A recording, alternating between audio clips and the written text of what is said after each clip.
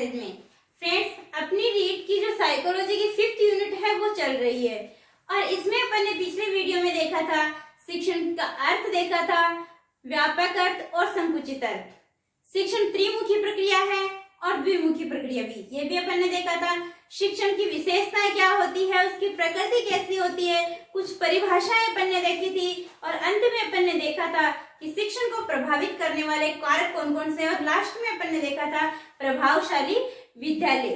प्रभावशाली विद्यालय वो है जहां पर शिक्षक और पेरेंट्स के मध्य अच्छे संबंध हो, मधुर संबंध हो, जहां पे शिक्षक को शिक्षण विधियों का ज्ञान हो, शिक्षण उद्देश्यों का ज्ञान हो और जहां पे एक इफेक्टिव माहौल हो, तो वो क्या है, प्रभावशील विद्यालय। और आज अपन शिक्षण सूत्रों की चर्चा करने वाले हैं।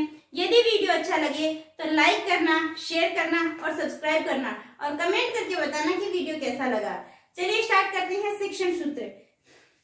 तो शिक्षण सूत्र, जिस शिक्षक को शिक्षण सूत्रों का ज्ञान होगा वो जो है शिक्षक जो इफेक्टिव टीचिंग करवा सकता है, उसकी टीचिंग एक प्रभावपूर्ण होगी, उसकी टीचिंग में निखार आएगा। लेकिन यदि शिक्षण सूत्रों का ज्ञान नहीं है तो वह चाहे विषय का महारथी हो लेकिन वो इफेक्टिव टीचिंग नहीं करवा सकता, उसके शिक्षण में कभी निखार नहीं आ सकता। तो शिक्षण सूत्र कौन कौन से हैं? कुछ मनोवैज्ञानिकों ने यह तय किया कि इस तरीके से यदि पढ़ाया जाए तो क्या इफेक्टिव टीचिंग हो सकती है। इसलिए उन्होंने कुछ शिक्षण के सूत्र तय किए थे कि शिक्षक को इस तरीके से पढ़ाना चाहिए, शिक्षण में ये गुण होने चाहिए। तो देखिए ये शिक्षण सूत्र कौन कौन से हैं, चलिए देखते हैं। पहला है ज्ञात से अज्ञात की ओर। अब इसमें से किस टाइप के क्वेश्चन पूछे जाते हैं पहले वो देखिए। ज्ञात से अज्ञात की ओर, तो आपसे क्वेश्चन इस टाइप से पूछेगा कि प्रस्तावना में कौन से शिक्षण सूत्र का उपयोग किया जाता है, प्रस्तावना के समय कौन से शिक्षण सूत्र का उपयोग किया जाता है, तो कौन से का किया जाता है, ज्ञात से अज्ञात की ओर। पहले शिक्षक को वो सामग्री बतानी चाहिए जो ज्ञात हो, उससे कुछ क्वेश्चन पूछने चाहिए, कल जो पढ़ा के छोड़ा है उससे स्टार्ट करना चाहिए ताकि वो क्या है स्टूडेंट के लिए ज्ञात है और आगे अपन पढ़ाने वाले हैं वो अज्ञात है। याद कीजिए लेसन प्लान बनाया था, उस टाइम पे क्या किया था कि सबसे पहले प्रस्तावना प्रश्न पूछते थे, बच्चे को पहले पूछते थे पहला प्रश्न, वो पूछते थे जिसका आंसर बच्चे को आता हो, जो ज्ञात हो, फिर उससे रिलेटेड दूसरा क्वेश्चन, फिर उससे रिलेटेड तीसरा क्वेश्चन। इस प्रकार से एंडिंग में समस्यात्मक प्रश्न पर पूछते थे जो बच्चे को नहीं आता यानी अज्ञात है। तो इसका कब यूज किया जाता है, प्रस्तावना के दौरान, प्रस्तावना के समय कौन से शिक्षण सूत्र का यूज किया जाता है, ज्ञात से अज्ञात की ओर। फिर दूसरा है सरल से जटिल की ओर। बिल्कुल, जब भी शिक्षण करवाया जाए पहले जटिल विषय वस्तु नहीं पढ़ानी चाहिए, क्योंकि यदि जटिल तरीके से जटिल विषय वस्तु पहले बता दी तो बच्चे को यहाँ से जटिल लगने लगेगा और क्या है जो सरल है वो भी जटिल लगने लगेगा। और इस सरल से जटिल जो शिक्षण सूत्र है इसका यूज कब किया जाता है, जब अपन प्रस्तुतिकरण कर रहे होते हैं। तो पहले सरल जो विषय वस्तु है उसका प्रस्तुतिकरण कीजिए और उससे धीरे धीरे धीरे धीरे जटिल की तरफ बढ़िए। तो इसका यूज कब किया जाता है, प्रस्तुतिकरण के समय। जब प्रस्तुतिकरण करता है टीचर, पढ़ाता है, तो किस प्रक्रिया कौन से शिक्षण सूत्र का यूज किया करना चाहिए, सरल से जटिल की ओर। तीसरा है विशिष्ट से सामान्य। बिल्कुल, पहले विशिष्ट बात करनी चाहिए फिर सामान्य। कैसे, देखिए जैसे कई टीचर क्या करते हैं, पढ़ाते रहते हैं और उस टाइम पे बच्चे बीच में बोलते हैं, तो पढ़ाते पढ़ाते बीच में बोलते हैं कि बच्चों चुप हो जाओ, फिर से पढ़ाना शुरू कर देते हैं और फिर से बच्चों चुप हो जाओ, ये कौन सी बात हुई, ऐसे कोई इफेक्टिव टीचिंग होती है, भला बच्चों का तो ध्यान ही नहीं है। तो पहले जब भी कक्षा में प्रवेश करें और देखें कि बच्चे जो है वो उनका ध्यान है या नहीं है। यदि उनका ध्यान नहीं है तो सबसे पहले कोई विशिष्ट बात कीजिए, कोई ऐसी एक्टिविटी कर दीजिए, कोई ऐसा कोई कहानी सुना दीजिए जिससे क्या बच्चों का ध्यान आकर्षित हो जाए और सारे बच्चे सुनने को उत्सुक हो जाए, आंखें देखने को तरस जाए, कान सुनने को तरसे कि हाँ आगे क्या करने वाले हैं। तो सबसे पहले क्या करना चाहिए बच्चे, विशिष्ट बात करनी चाहिए और फिर जो सामान्य जो आप विषय वस्तु पढ़ाने वाले हैं उसका प्रस्तुतिकरण करना चाहिए। तो ये इसका शिक्षण सूत्र का यूज किस लिए किया जाता है, बच्चे का ध्यान केंद्रित करने के लिए। किस लिए किया जाता है, ध्यान केंद्रित करने के लिए। तो क्वेश्चन किस प्रकार से पूछता है कि बच्चे का ध्यान केंद्रित करने के लिए कौन से शिक्षण सूत्र का उपयोग किया जाता है। तो कौन से का किया जाता है, विशिष्ट से सामान्य शिक्षण सूत्र का। फिर है पूर्ण से अंश की ओर। बिल्कुल पहले बच्चे को पूर्ण से जो विषय सामग्री है उसके बारे में बता दीजिए। जैसे रविंद्रनाथ टैगोर के बारे में पढ़ा रहे हैं तो सबसे पहले ऐसे नहीं कि उसके सीधे ही बता दिए रविंद्रनाथ के ये कार्य किए थे। पहले बच्चे को रविंद्रनाथ के जीवनी के बारे में थोड़ा परिचय करवाइए। उसके बाद में बताइए कि बच्चों इसके बाद में अपन इसके कार्य पढ़ेंगे, इसके बाद में इसने क्या क्या उपलब्धियां हासिल की वो पढ़ेंगे। तो इस प्रकार से पहले पूर्ण जो विषय वस्तु है उससे जोड़ दीजिए और फिर उसको टुकड़ों में बांट बांट के पढ़ा दीजिए। यानी इसमें सबसे पहले उसका परिचय करवा दिया, उसके बाद में पहले दिन उसकी जीवनी पढ़ा दी थोड़ी, फिर उसके कार्य पढ़ा दिए, फिर उसने क्या योगदान दिया वो पढ़ा दिए। तो इस प्रकार से पहले पूर्ण विषय वस्तु और फिर अंश। और ये कौन से सिद्धांत की देन है, तो ये गेस्टाल्ट सिद्धांत जो है उसकी देन मानी जाती है। गेस्टाल्ट सिद्धांत कौन से शिक्षण सूत्र पर आधारित है, तो कौन से शिक्षण सूत्र पर आधारित है, पूर्ण से अंश की ओर। किस पहले पूर्ण विषय वस्तु दिखाइए, उसके बाद में उसके अंश को पढ़ाना शुरू कीजिए। नेक्स्ट है विश्लेषण से संश्लेषण की ओर। अब यहाँ पे कंफ्यूज नहीं होना है, ये है पूर्ण से अंश की ओर और ये है विश्लेषण से संश्लेषण की ओर। जैसे विश्लेषण का मतलब है कि विषय वस्तु को छोटे छोटे खंडों में बांट के पढ़ाना, और संश्लेषण का मतलब है कि उसकी लास्ट में समरी बताना, सारांश निकालना। तो देखिए विश्लेषण पूर्ण से अंश की ओर। पूर्ण आपने बता दिया कि रविंद्रनाथ टैगोर के बारे में, उसकी पहले जैसे जीवनी पढ़ानी है तो उसको भी खंडों में बांट के पढ़ाइए, विश्लेषण करके पढ़ाइए उस जीवनी को कि उसका जन्म कहाँ हुआ, उसका पालन पोषण कैसे हुआ, उसकी शिक्षा कहाँ से हुई। तो उसको छोटे छोटे खंडों में बांट के पढ़ाना है और उसके बाद में एंडिंग में क्या बतानी है, उसकी समरी बतानी है, यानी उसका सारांश निकालना है। तो ये किस काम में लिया जाता है, विश्लेषण से संश्लेषण की ओर। इसका यूज ऐसे होता है कि पहले छोटे छोटे खंडों में बांटना है और उसके बाद में सारांश बताना है। उसके बाद में क्या बताया जाता है, सारांश बताया जाता है। नेक्स्ट है आगमन से निगमन। आपने शिक्षण सूत्र पढ़े हैं, शिक्षण सूत्र में क्या होता है, शिक्षण विधियां पढ़ी है और शिक्षण विधियां कौन कौन सी है, आगमन और निगमन। आगमन में उदाहरण से नियम और निगमन में नियम से उदाहरण। लेकिन ये शिक्षण विधि नहीं है, ये शिक्षण सूत्र है, ध्यान रखना। आगमन से निगमन यानी सबसे पहले उदाहरण प्रस्तुत कीजिए बच्चे को और फिर उसे नियम निकलवाइए। तो ये जो है आगमन से निगमन चलती है उदाहरण से नियम की ओर, उदाहरण से नियम की ओर। पहले बच्चे को एग्जाम्पल दे दीजिए, उसके बाद में नियम बताइए उसको। फिर देखिए अनिश्चित से निश्चित। यस, सबसे पहले बच्चे को वो जो सामग्री है वो उसके पास में अनिश्चित है, बच्चे के पास में जो अनिश्चित है उसको निश्चित करना है अपने को। यानी उसको सीधा ऐसे बोल दिया पूर्ण से अंश की ओर पढ़ेंगे। अब बच्चा कंफ्यूज हो जाएगा कि पूर्ण से अंश की ओर या अंश से पूर्ण की ओर, हो गया कंफ्यूज। लेकिन अपने को ये अनिश्चित बात है, इसको अपने पढ़ा दी तो ये क्या हो गया, निश्चित हो गया। इसका दूसरा नाम अपन ऐसे भी बोल सकते हैं, अस्पष्ट से, अस्पष्ट से स्पष्ट की ओर, अस्पष्ट से स्पष्ट की ओर, ये भी इसको बोल सकते हैं। फिर है मूर्त से अमूर्त की ओर, मूर्त से अमूर्त की ओर। बिल्कुल जैसे किसी विषय वस्तु को यदि पढ़ाना है तो पहले आप जो मूर्त चीज दिखा सकते हैं। जैसे शिक्षण जो सामग्री यूज की जाती है वो कौन से मेथड पे, शिक्षण सामग्री कौन से शिक्षण सूत्र के अनुसार उसका उपयोग किया जाता है, तो इसका उपयोग मूर्त से अमूर्त की ओर जो शिक्षण सूत्र है उसके आधार पर उपयोग किया जाता है। शिक्षण सामग्री का उपयोग शिक्षण सामग्री का उपयोग इसी शिक्षण सूत्र के आधार पर किया जाता है। शिक्षण सामग्री जब यूज करते हैं तो सबसे पहले बच्चे को मूर्त चीज दिखाइए और उसके बाद में अमूर्त चीज की ओर ले चलिए। जैसे आप पढ़ा रहे हैं, मान लीजिए कि ताजमहल पढ़ा रहे हैं, आपके पास में अवेलेबल नहीं होगा, लेकिन उसका जो मॉडल है वो दिखाइए, वो मूर्त हो गया और उससे आप लोग उसकी विशेषताएं पढ़ा सकते हैं, यानी अमूर्त चीजें पढ़ा सकते हैं जो दिखाई न दे रही हो। फिर अनुभव से विवेक की ओर, ये कौन सा है? लर्निंग बाय डूइंग, यानी करके सीखना।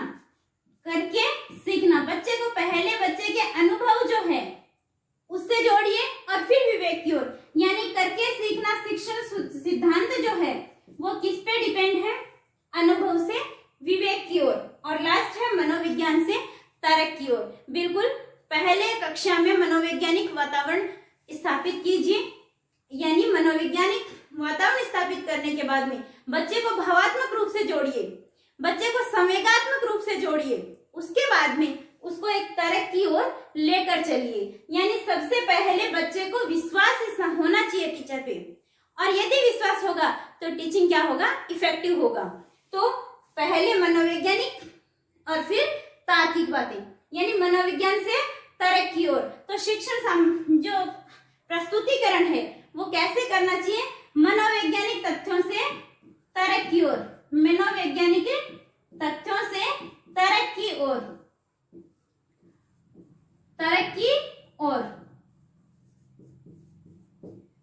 तो ये थे अपने शिक्षण सूत्र। चलिए अब आगे चलते हैं। आगे अपन देखते हैं शिक्षण सिद्धांत, टीचिंग प्रिंसिपल। शिक्षण के सिद्धांत क्या क्या है? अच्छे टीचर को शिक्षण सिद्धांतों का ज्ञान होना बहुत जरूरी है। तो देखिए शिक्षण के सिद्धांत कौन कौन से हैं। पहला है उद्देश्य निर्धारण का सिद्धांत। उद्देश्यों का निर्धारण कौन करता है? शिक्षक, शिक्षार्थी या दोनों? शिक्षण उद्देश्यों का निर्धारण कौन करता है? तो पहला शिक्षक करता है या शिक्षार्थी करता है या दोनों करता है? तो शिक्षण उद्देश्यों का निर्धारण जो है वो हमेशा शिक्षक करता है। शिक्षण उद्देश्यों का निर्धारण कौन करता है? शिक्षक करता है कि कौन से उद्देश्यों की पूर्ति की जानी चाहिए। मैंने पहले भी बताया कि शिक्षण उद्देश्य जो है वो नींव की ईंट है, जो नींव है वो मजबूत होगी। यानी शिक्षण उद्देश्य सबसे पहले शिक्षण, जैसे शिक्षण का नाम आता है तो सबसे पहले इसमें कौन सी क्रिया आती है? शिक्षण उद्देश्यों का निर्धारण। फिर देखिए उपयोगी विषय वस्तु के चयन का सिद्धांत। ऐसे नहीं कि जिसे पढ़ाना है तो बस सीधे क्लास में एंटर हो गए और पता ही नहीं कि क्या पढ़ाना है, कितना पढ़ाना है। बच्चे को जितना ही पढ़ाना चाहिए जितना उसके लिए उपयोगी हो, सटीक पढ़ाई करवानी चाहिए। तो विषय वस्तु का चयन, और विषय वस्तु का चयन भी कब करना चाहिए? क्लास में आने से पहले। क्लास में आने से पहले ही उद्देश्य का निर्धारण होना चाहिए। क्लास में आने से पहले ही विषय वस्तु का चयन कर लेना चाहिए कि कौन से विषय वस्तु पढ़ानी है, कितनी पढ़ानी है, कितने टाइम में पढ़ानी है। ये चीजें पहले डिसाइड कर लेनी चाहिए शिक्षक को। फिर है नियोजन का सिद्धांत। इसको योजना भी बोल सकते हैं, यानी जो प्लानिंग करता है शिक्षक वो भी कब करता है? शिक्षक क्लास में आने से पहले करके आनी चाहिए प्लानिंग। तो ये तीनों काम जो है वो क्लास में आने से पहले करने चाहिए। कौन कौन से?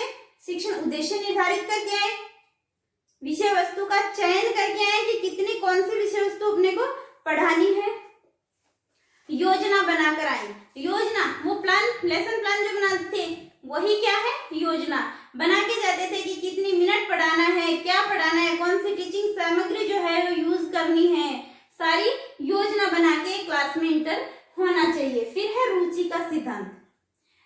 बच्चों में रुचि जागृत करना बहुत जरूरी है। यदि बच्चों में रुचि जागृत कर ली, इसका मतलब उसका 80% जो उद्देश्य है वो कंप्लीट हो गया। यदि बच्चों में रुचि जागृत कर दी तो बच्चे अधिगम के लिए अपने आप प्रेरित हो जाएंगे, वो अधिगम करेंगे, जरूर करेंगे। लेकिन यदि उनमें रुचि ही नहीं है तो वो अधिगम नहीं कर पाएंगे और वो शिक्षण नहीं कहलाएगा जिसमें अधिगम ना हो। तो शिक्षण में अधिगम जरूरी है और अधिगम के लिए रुचि जरूरी है।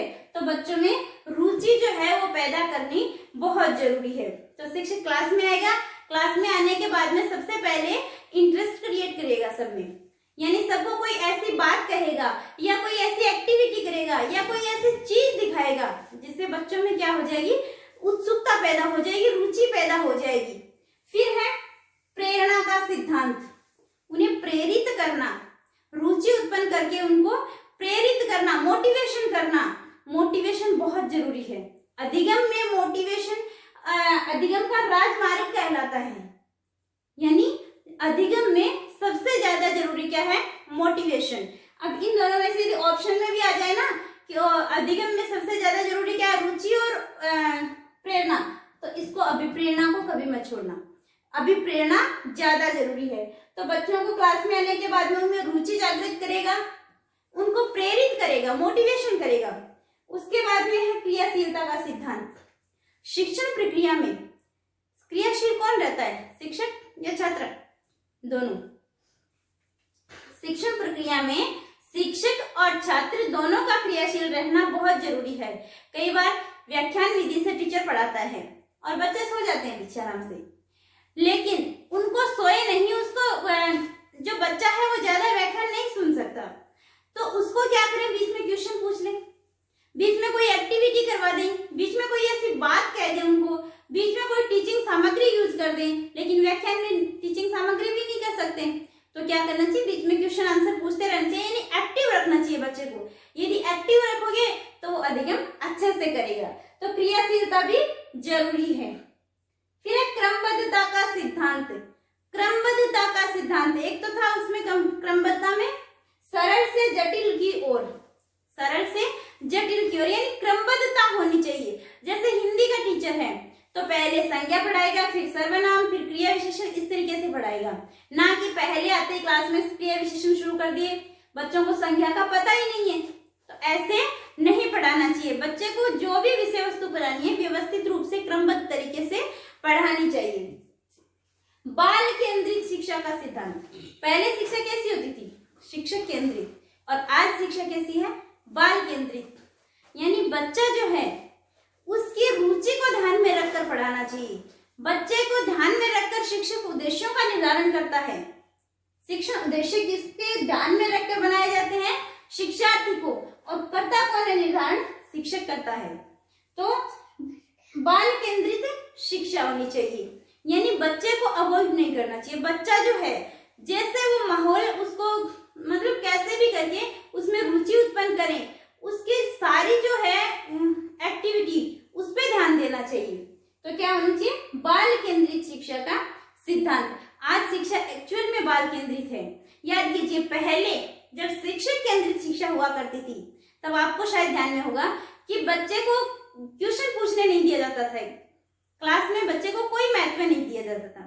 सारा जो किस पे डिपेंड था, पहले शिक्षक केंद्रित थी, यानी शिक्षक जैसा कहता बच्चा वैसा करता। टीचर आता क्लास में, पढ़ाया, और पढ़ाने के बाद में ये याद करना है, बस बच्चे को समझ में आया ठीक है, न आया तो ठीक है। लेकिन आज वो नहीं है। आज क्या है, बच्चे बाल केंद्रित शिक्षा है, बच्चे को समझ में आना चाहिए। अब क्यों नहीं आया, तो वो किसकी कमी है, शिक्षक की। शायद शिक्षक को शिक्षण उद्देश्यों का पता नहीं होगा, शायद शिक्षण विधियों का पता नहीं होगा, शायद शिक्षण सिद्धांतों का पता नहीं होगा। तो यदि शिक्षक को मनोविज्ञान का पूर्ण ज्ञान है तो वो क्या करेगा, बाल केंद्रित शिक्षा या फिर रुचिपूर्ण शिक्षण कार्य करवा सकेगा। उपयोगिता का सिद्धांत। बच्चे को ऐसी शिक्षा नहीं दी जानी चाहिए जो सिर्फ और सिर्फ एग्जाम के लिए लाभदायक हो। ऐसे नहीं होना चाहिए कि बस शिक्षा दी तो वो एग्जाम तक काम आई, उसके बाद में वो फेंक दी बुक्स वगैरह की नहीं, अब आगे कोई काम की नहीं। बच्चे को ऐसी शिक्षा देनी चाहिए जो जीवन में उपयोगी हो, पूरे जीवन उसके काम आए। तो जीवन से जोड़ के उपयोगिता का सिद्धांत कहता है कि जीवनोपयोगी शिक्षा दीजिए, जीवन में काम आने वाली शिक्षा दीजिए। फिर है अभ्यास का सिद्धांत, बहुत जरूरी है। अभ्यास का सिद्धांत यानी अभ्यास पे जो टीचर जोर देगा बच्चे भूलेंगे नहीं। यदि अभ्यास नहीं करवाया तो स्मृति से विस्मृत हो जाएगा, इसलिए अभ्यास बहुत जरूरी है। करत करत अभ्यास के जड़वती होत सुजान, रसरी आवत जात है सिल पर पड़ते निशान। यानी यदि अभ्यास से तो रस्सी से भी निशान पड़ सकता है पत्थर पे, तो अभ्यास करवाएगा तो बच्चों को ध्यान में रहेगा, याद रहेगा, विस्मृत नहीं होगी चीजें। फिर है व्यक्तिगत विभिन्नताओं का सिद्धांत। व्यक्तिगत विभिन्नताओं का सिद्धांत क्या कहता है? व्यक्तिगत विभिन्नताओं का सिद्धांत कहता है कि बच्चे को जब आप शिक्षण करवा रहे हो तो सारे बच्चे एक जैसे नहीं होते। 3 कैटेगरी के बच्चे होते हैं, प्रतिभाशाली, सामान्य और मंदबुद्धि बच्चे। तो ये क्या एक क्लास में बिठा के उनको शिक्षण करवाना चाहिए? नहीं, एक क्लास को 3 भागों में डिवाइड करना चाहिए, सेक्शन ए, सेक्शन बी और सेक्शन सी। ए में प्रतिभाशाली बच्चे हो, बी में सामान्य बुद्धि और सी में मंद बुद्धि। और ए में जो प्रतिभाशाली बच्चे हैं उनके लिए अनुभवी शिक्षक होना चाहिए। सामान्य बुद्धि बच्चे हैं उनके लिए सामान्य शिक्षक चलेगा। और जो मंद बुद्धि बच्चे हैं उनके लिए स्पेशल, जैसे जो मंद बुद्धि बच्चों को पढ़ाने की ट्रेनिंग ले रखी हो, ऐसा शिक्षक उनके लिए उपलब्ध करवाना चाहिए। तो व्यक्तिगत विभिन्नता को ध्यान में रखकर शिक्षण कार्य करवाना चाहिए। फिर है जीवन से संबंध स्थापित करके पढ़ाने का सिद्धांत। जीवन में संबंध स्थापित करके पढ़ाने का सिद्धांत, यानी यदि कोई भी एग्जाम्पल दे रहे हो तो ऐसा एग्जाम्पल लीजिए ना जो बच्चे के जीवन से संबंधित हो, बच्चे से जोड़ के एग्जाम्पल दीजिए, बच्चा ज्यादा अधिगम करेगा। यदि अपन एग्जाम्पल देंगे जो बच्चे के जीवन से संबंधित नहीं है तो बच्चा आधी बात तो समझ ही नहीं पाएगा। और यदि बच्चे के जीवन से जोड़ के, उस बच्चे से जोड़ के अपन ने एग्जाम्पल दिया है तो बच्चा अच्छे से अधिगम करेगा। तो ये थे अपने शिक्षण के सिद्धांत। एक बार सिंपली फिर से देख लीजिएगा। उद्देश्य निर्धारण का सिद्धांत, और ध्यान में रखिएगा उद्देश्य का निर्धारण शिक्षक करता है, किसको ध्यान में रखकर? शिक्षार्थी को। उपयोगी विषय वस्तु का चयन का सिद्धांत, पहले करना है शिक्षक को। नियोजन का सिद्धांत, नियोजन भी पहले करना है कक्षा में आने से पहले। फिर आने के बाद में रुचि का सिद्धांत, रुचि जागृत करनी है। फिर प्रेरणा का सिद्धांत, प्रेरणा उत्पन्न करनी है। क्रियाशीलता का सिद्धांत, शिक्षक और शिक्षार्थी दोनों क्या रहेंगे? क्रियाशील रहेंगे। क्रमबद्धता का सिद्धांत, क्रमबद्ध पढ़ानी है। बाल केंद्रित शिक्षा का सिद्धांत, उपयोगिता का सिद्धांत, अभ्यास का सिद्धांत, व्यक्तिगत विभिन्नताओं का सिद्धांत और जीवन से संबंध स्थापित करके पढ़ाने का सिद्धांत। ये थे शिक्षण के सिद्धांत। Thank you friends. वीडियो यदि अच्छी लगी है तो लाइक कीजिएगा, शेयर कीजिएगा और सब्सक्राइब कीजिएगा। कमेंट करके जरूर बताइएगा कि आपको वीडियो कैसी लगी। आगे का अगली क्लास में। Thank you friends.